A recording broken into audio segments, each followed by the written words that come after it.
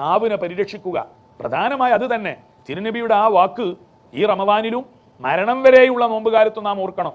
മല്ലം യദ ഖൗല സൂർ വൽ അമല ബിഹി, അനാവശ്യ സംസാരം, ഖൗലു സൂർ, ഗീബത്ത്, നമീമത്ത് റമദാൻ ആയാൽ ഒഴിവാണ്.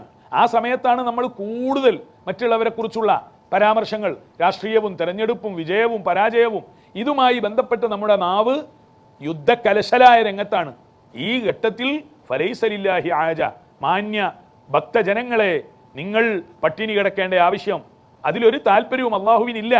അപ്പം നാവിനെ നിയന്ത്രിച്ച് മനസ്സിലെ ദുർവിചാരങ്ങൾ ഉപേക്ഷിച്ച് മനസ്സിലേക്ക് ശുദ്ധമല്ലാത്ത ഒരാലോചനയും കടക്കാതെ സൗമായി ഭദ്രമായി മുന്നോട്ട് നീങ്ങുക. അങ്ങനെ ചെയ്താൽ എന്ത് സംഭവിക്കും? യാ അയ്യുഹല്ലദീന ആമനൂ കുതിബ അലൈക്കുമുസ് സിയാമു കമാ കുതിബ അലല്ലദീന മിൻ ഖബ്ലിക്കും. എന്തൊക്കെ സംഭവിക്കും? അതിന്റെ റിസൾട്ട് എന്താണ്? ലഅല്ലക്കും തത്തഖൂ